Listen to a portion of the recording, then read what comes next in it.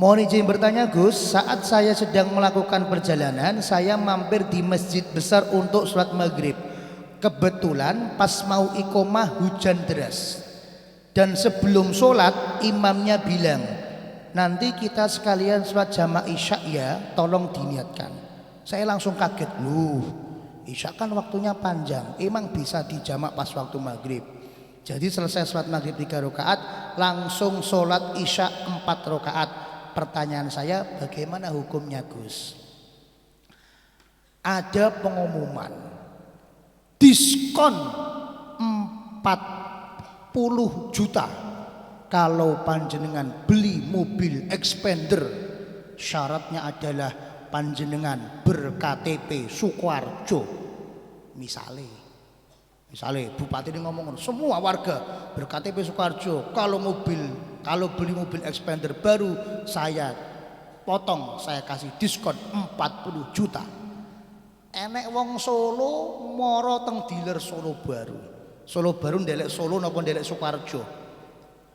Solo Baru ndelek Solo napa ndelek Sukoharjo? Ndelek Sukoharjo. Jadi nek kula tekoni wong, jenengan omahe pundi Gus? Solone pundi? Solo Baru. Niku lak Sukoharjo. Dadi kula ngaku Solo karepe ora ento Pak karo wong Solo. Gus sakniki wong Solo Baru ki wong Sukoharjo berarti.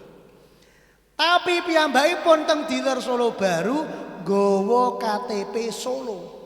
Beto KTP Kota Surakarta. Kira-kira piyambakipun dapat diskon napa mboten? Dapat diskon napa mboten? Tidak dapat. Kenapa? Bukan gara-gara diskonnya enggak ada. Diskonnya ada, tapi jenengan sing tidak memenuhi syarat untuk mengambil diskon ini. Sakitipun pahami? Sakit. Sholat jamak takdim karena hujan itu ada di dalam syariat. Saya ulang, sholat jamak takdim karena hujan itu ada di dalam syariat. Sehingga kalau memang ada, harus kita katakan ada. Jadi Bapak Ibu yang kalau hormati, sholat boleh dijamak itu bukan cuman karena alasan musafir. Tapi termasuk sholat boleh dijamak itu karena hujan. Tapi ingat, tiap ada keringanan pasti ada syarat dan ketentuan. Ada keringanan pasti ada syarat dan ketentuan. Apa saja syarat dan ketentuan agar diperbolehkan jamak takdim karena hujan? Jamak takdim karena hujan bisa kita ambil di dalam kitab Fathul Qorib. Kita bacakan, wa yajuzu lil hadir ay al mugim fi waqtil matori ay yajma'a bainahuma ay ad-duhra wal asra wal maghriba wal isya'a la fi waqtis saniyah. Diperbolehkan bagi orang yang tidak safar, berarti orang yang mukim, orang yang di rumah tidak musafir, untuk menjamak sholat. Syaratnya apa? Nomor 1, kalau ini karena hujan ya, nomor 1 syaratnya adalah yang dijamak itu harus dilakukan dalam posisi jamak takdim. Dilakukan dalam posisi jamak takdim. Artinya apa? Kalau ada orang pengen sholat jamak karena hujan antara duhur dan asar, berarti dilakukan di waktu duhur apa dilakukan di waktu asar? Waktu duhur apa asar? Duhur. Ada orang pengen jamak takdim karena hujan untuk menjamak maghrib dan isya, dilakukan di waktu maghrib apa di waktu isya? Di waktu maghrib. Fi waqtil ula minhuma, harus dilakukan di waktu jamak takdim. Nomor 1. Syarat nomor 2 adalah in ballal matoru a'las saubi wa asfalan na'li. Syarat yang nomor 2, hujan yang terjadi harus hujan deras. Lah nek gor hujane gor grimis, gor tes tes. Ayo sekarang ini hujan, mari kita lakukan sholat jamak takdim karena hujan. Ora entuk, mboten pareng. Jelas? Jelas mas-mas semuanya? Sholat jamak takdim karena hujan hanya boleh dilakukan in balal matoru, kalau hujannya sangat deras. Bagaimana ukuran deras Gus Ari?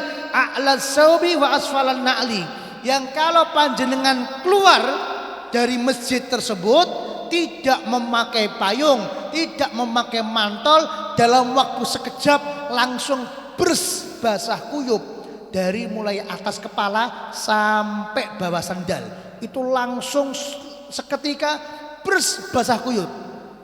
Berarti hujannya sangat deras.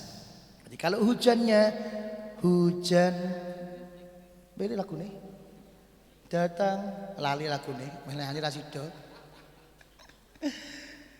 Kalau hujannya hanya gerimis saja, hujannya hanya rintik-rintik saja, maka tidak termasuk diperbolehkan jamak takdim. Ayo perhatikan para imam masjid, perhatikan para takmir masjid, baca hadis yang komplit. Ora kok baca Kanjeng Nabi tahu jamak takdim karena hujan, iki hujannya gerimis, ayo jamak takdim. Loh, enggak boleh. Syarat yang nomor 2 adalah harus hujannya hujan yang deras. Yang ketiga, wa yushtaratu aidon, disyaratkan pula wujudul matori fi awwalis sholataini wala yakfi wujuduhu fi asna'il ula minhuma.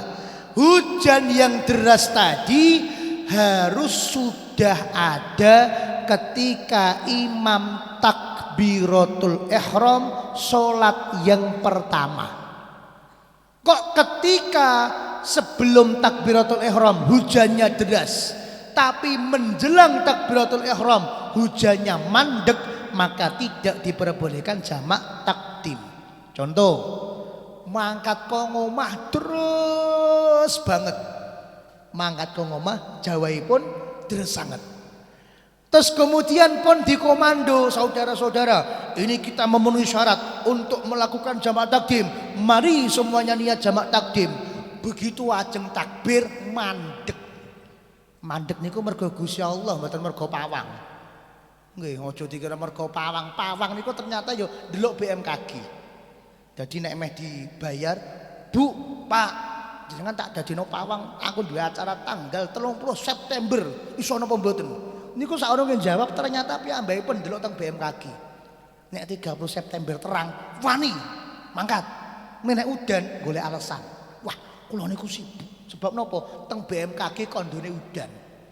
Jadi kudune sing dadi pawang niku mboten pawang tapi BMKG. Niku pawang-pawang udan sing sebenarnya niku justru BMKG niku. Terus kemudian hujannya berhenti, maka sholat yang seperti ini, keadaan yang seperti ini tidak diperbolehkan untuk jamak takdim. Jadi hujannya harus ada, sudah deras ketika kita takbir sholat yang pertama. Wa yushtaratu aidon wujuduhu inda salami minal ula. Hujan ini juga harus ada ketika selesai sholat yang pertama menuju sholat yang kedua, hujannya harus tetap ada. Jadi ketika kita mau jamak takdim karena hujan, ketika takbir sholat yang pertama harus sudah hujan deras. Terus kemudian ketika salam sholat yang pertama, hujan derasnya masih ada. Terus kemudian ketika kita hendak takbir untuk sholat yang kedua, hujan derasnya juga masih ada. Jadi misal kok awal harus bener, hujan derasnya sudah ada. Terus kemudian kita takbir sholat maghrib, Allahu Akbar. Terus kemudian pas salam hujannya masih deras. Lah kok begitu imam sak jamaah do jumeneng ajeng takbir kok terus kemudian udane mandek, maka berarti sudah tidak boleh untuk melakukan jamak takdim. Jelas nggih? Jadi hujannya harus masih ada dari mulai awal sholat yang pertama, sholat maghrib misalnya, kemudian salam sholat yang pertama, dan menjelang kita mau takbir untuk memulai sholat yang kedua. Niku wau nomor pinten Mas? Nomor pinten niku wau? 3 napa 4? 3 napa? Di awal sholat ya. Jadi yang tadi nomor 4. Adanya hujan deras masih ada ketika salam yang pertama dan menjelang takbir sholat yang kedua. Syarat yang nomor 5, wa tuhtassu rukhsatul jam'i bil motor bil musalla fi jama'atin bi masjidin au ghairihi. Oh bukan musalla, berarti musalli bacanya orang yang sholat. Wa tuhtassu rukhsatul jam'i bil motor bil musalli fi jama'atin bi masjidin au ghairihi min mawadi'il jamaah ba'id urfan. Syarat yang nomor 5, kalau mau mengambil keringanan jamak takdim karena hujan, sholatnya harus dikerjakan secara berjamaah di lokasi-lokasi yang memang disepakati masyarakat itu tempat berjamaah, nggak harus di masjid. Lokasi di mana? Di masjid boleh jamak takdim karena hujan. Lokasi di mana? Di musola boleh jamak takdim karena hujan. Lokasi di mana? Di langgar boleh jamak takdim karena hujan. Tapi nek jenengan sholat tenggriane piyambak boten pareng sholat jamak takdim karena hujan. Bolehnya mengambil keringanan sholat jamak takdim karena hujan kalau panjenengan lan kula sholatnya keluar dari rumah terus kemudian menuju ke tempat-tempat jamaah, masjid ke, musola ke, langgar ke, atau apapun namanya, baru diperbolehkan untuk melaksanakan jamak takdim karena hujan. Nomor berapa itu? Nomor 5. Yang nomor 6, ba'id urfan, jarak antara tempat sholat dengan rumah kita itu harus jauh. Jauhnya apa? Uruf, secara umumnya masyarakat bilang itu jauh, ya jauh berarti.